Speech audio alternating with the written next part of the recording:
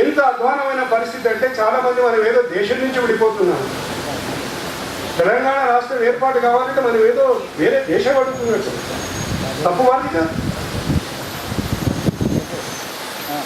పత్రికలు, కొన్ని పత్రికలు మనకు పూస్తున్నటువంటి రంగు, ప్రచార సాధనాలు మనకు పూస్తున్నటువంటి రంగు, అదే నిజమని నమ్ముకునేటువంటి అమాయకులైన శిష్టవర్గానికి చెందినటువంటి మన మిత్రులు.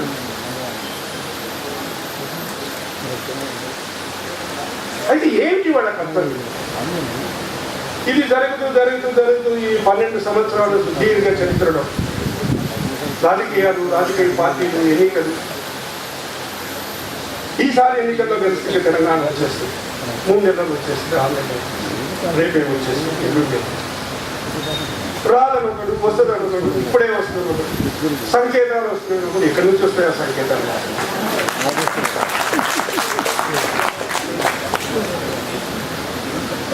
దయచేసి తెలంగాణ విద్యావంతుల వేదికకు ఒకే ఒక విన్నపం.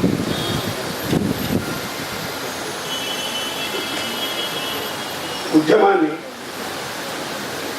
రాజకీయ ప్రక్రియ అంటే రాజకీయ పార్టీల రాజకీయ ప్రక్రియ కాదు. It's essentially A political process. It's essentially A political constitution process. అందుకని రాజకీయ ప్రక్రియ అంటే రాజకీయ పార్టీల ప్రక్రియ నుంచి, ఎన్నికల ప్రక్రియ నుంచి ఈ ఉద్యమాన్ని దయచేసి వేరు చేయండి.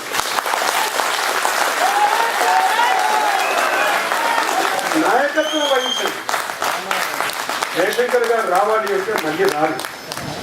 జయశంకర్ గారు స్ఫూర్తి, ఆయన నడిచినటువంటి బాట ఉంది, ఆయన చెప్పినటువంటి మాటలు ఉన్నాయి. దేనికది రాజకీయ ప్రక్రియ, దాని సంగతి ఏదో చూసుకుందాం.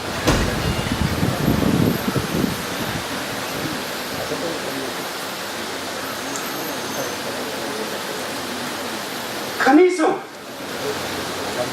తెలంగాణ విద్యావంతులు, జేఏసీలు ఉన్నాయి, ప్రజా సంఘాలు ఉన్నాయి, పోరాటం చేసేటువంటి ప్రజా సంఘాలు ఉన్నాయి.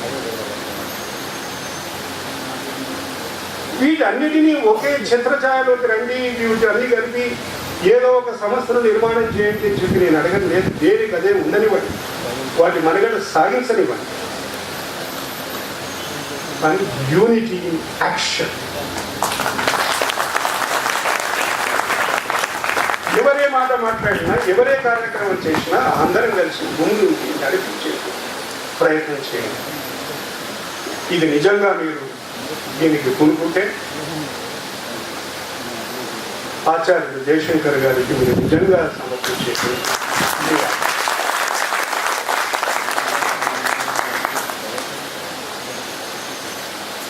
అయితే ఒక విషయం, ఒక మహామేధావి రాజనీతిజ్ఞుడు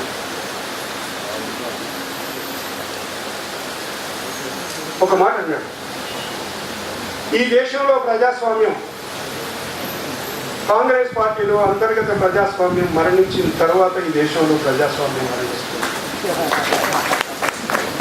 అయితే అది కాంగ్రెస్ పార్టీకి అర్థం కాదు. అప్పుడున్న పరిస్థితులు ఆ మాట చెప్పాడు డాక్టర్ లోహియా.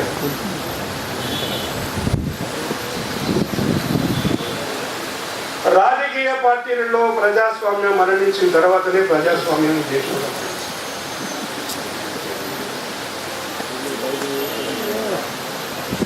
ఉద్యమ నేపథ్యంలో ఏర్పడినటువంటి రాజకీయ పార్టీలు, ఉద్యమ నేపథ్యంలో ఏర్పడినటువంటి సంస్థలు, joint whatever you call them, JAC, విద్యావంతుల వేదిక, తెలంగాణ రచయితల వేదిక, ఇతర ప్రజా సంఘాలు, వాటిని కూడా సంస్కరించవలసినటువంటి అవసరం ఉంది. ప్రజాస్వామీకరించండి ఈ సంస్థలను, అప్పుడు మాత్రమే there will be a possibility of unity in action. ఒక వ్యక్తి, కొంతమంది వ్యక్తుల సమూహం కలిసి నిర్ణయాలు చేస్తే అటువంటి నిర్ణయాలు ఆమోదయోగ్యం కాదా? అది ప్రజాస్వామ్య ప్రక్రియ కాదు. అందుకొరకు ఈ సంస్థలను ప్రజాస్వామీకరించాలి. తద్వారా కావలసినంత ఒత్తిడి ఆ రాజకీయ పార్టీ లోపల అంతర్గత ప్రజాస్వామ్యాన్ని నెలకొల్పడానికి పనికొస్తుంది. అది నిజంగా మనం ఆచార్యుడు జయశంకర్ గారికి ఇచ్చేటువంటి ఇవ్వాలి. ఆలోచించండి, జయశంకర్ గారి వారసులైన మీరందరూ ఉద్యమాల అగ్రభాగానికి ఇప్పటి వరకు నడిపించినటువంటి మీరు చరిత్ర గురించి, నడుస్తున్న చరిత్ర గురించి కూడా, చరిత్ర ముసాయిదా నుంచి కూడా డ్రాఫ్ట్ హిస్టరీ పాఠాలు నేర్చుకోకపోతే చరిత్ర పునరావృతం అవుతుంది. దయచేసి తెలంగాణ విషయంలో జరిగినటువంటి చరిత్ర మళ్ళీ పునరావృతం కాకుండా చూడాల్సినటువంటి బాధ్యత అందరి మీద ఉంది, మనందరి మీద ఉంది. ఇంకా మాట్లాడాలనే ఉంది, దానికి సమయం కాదు.